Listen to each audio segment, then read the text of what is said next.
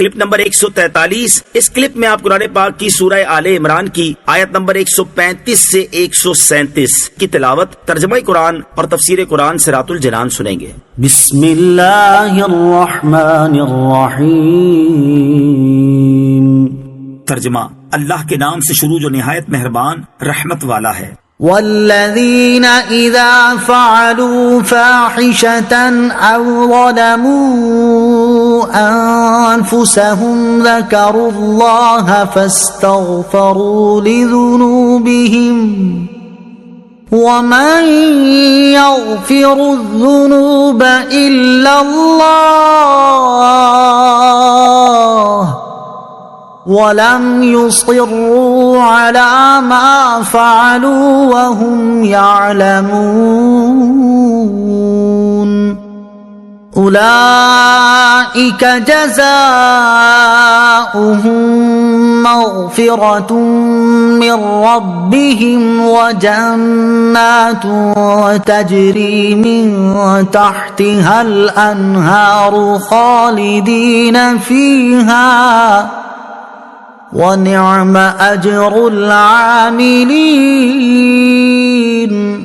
ترجمہ، اور وہ لوگ کہ جب کسی بے حیائی کا ارتکاب کر لے یا اپنی جانوں پر ظلم کر لے تو اللہ کو یاد کر کے اپنے گناہوں کی معافی مانگے، اور اللہ کے علاوہ کون گناہوں کو معاف کر سکتا ہے، اور یہ لوگ جان بوجھ کر اپنے برے اعمال پر اصرار نہ کرے، یہ وہ لوگ ہیں جن کا بدلہ ان کے رب کی طرف سے بخشش ہے، اور وہ جنتیں ہیں جن کے نیچے نہریں جاری ہیں، یہ لوگ ہمیشہ ان جنتوں میں رہیں گے، اور نیک اعمال کرنے والوں کا کتنا اچھا بدلہ ہے۔ ذکروا اللہ فاستغفروا لذنوبہم، اللہ کو یاد کر کے اپنے گناہوں کی معافی مانگیں۔ پرہیزگاروں کے اوصاف کا بیان جاری ہے، اور یہاں ان کا مزید ایک وصف بیان فرمایا، وہ یہ کہ اگر ان سے کوئی کبیرہ یا صغیرہ گناہ سرزد ہو جائے تو وہ فوراً اللہ عز و جل کو یاد کر کے گناہوں سے توبہ کرتے ہیں، اپنے گناہ پر شرمندہ ہوتے ہیں اور اسے چھوڑ دیتے ہیں، اور آئندہ کے لیے اس سے باز رہنے کا پختہ عزم کر لیتے ہیں، اور اپنے گناہ پر اصرار نہیں کرتے، اور یہی مقبول توبہ کی شرائط ہیں۔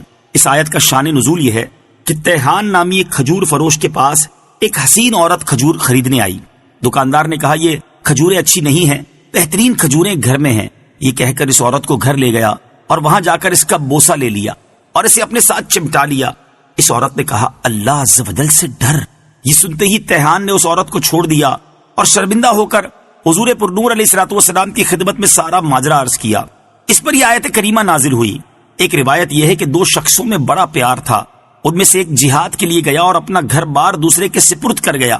ایک روز اس مجاہد کی بیوی نے اس انصاری سے گوشت منگایا، وہ آدمی گوشت لے آیا۔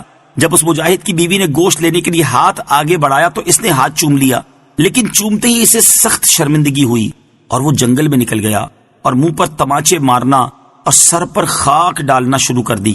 جب وہ مجاہد اپنے گھر واپس آیا تو اپنی بیوی سے اپنے اس دوست کا حال پوچھا۔ عورت بولی اللہ عز و جل ایسے دوست سے بچائے۔ وہ مجاہد اس کو تلاش کر کے حضور سید المرسلین صلی اللہ علیہ وسلم کی خدمت میں لایا، اس کے حق میں یہ آیات اتری۔ ہو سکتا ہے یہ دونوں واقعے اس آیت کا شان نزول ہوں۔ قد خلت من قبلكم سنن فسيروا في الأرض فانظروا كيف كان عاقبة المكذبين۔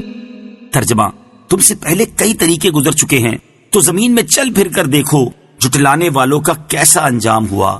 قد خلت من قبلكم سنن، تم سے پہلے کئی طریقے گزر چکے ہیں۔ اس آیت میں فرمایا گیا کہ اے لوگو، کافروں کو شروع میں مہلت دینے اور پھر ان کی گرفت کرنے کے حوالے سے تم سے پہلے بھی کئی طریقے گزر چکے ہیں۔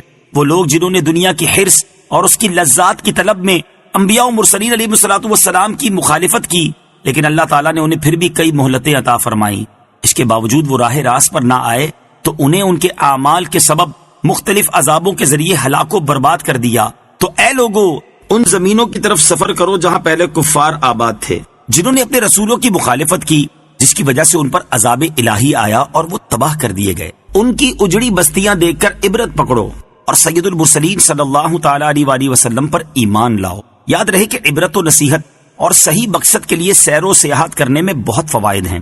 نیز یہ بھی یاد رکھیں کہ جیسے عذاب کی جگہ جا کر عبرت حاصل ہوتی ہے، ایسے ہی رحمت کی جگہ جا کر برکت و نصیحت حاصل ہوتی ہے۔